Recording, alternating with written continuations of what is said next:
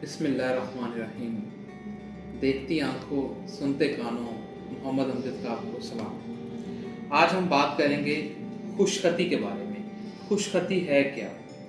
खुशखती बहुत आला चीज़ है जो कि हमने उर्दू मीडियम में, इंग्लिश में, उर्दू और इंग्लिश की लैंग्वेज को बेहतर बनाने के लिए एक कोशिश की है।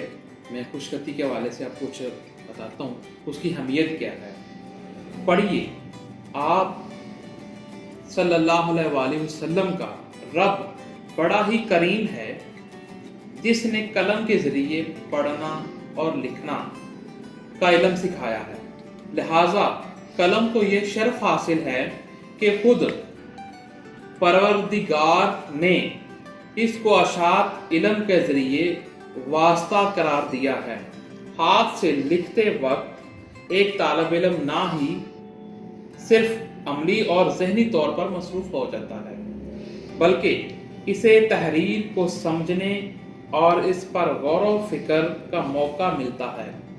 साथ ही साथ वो तहरीर किसी न किसी शक्ल में इसको याददाश्त में महफूज हो जाती है।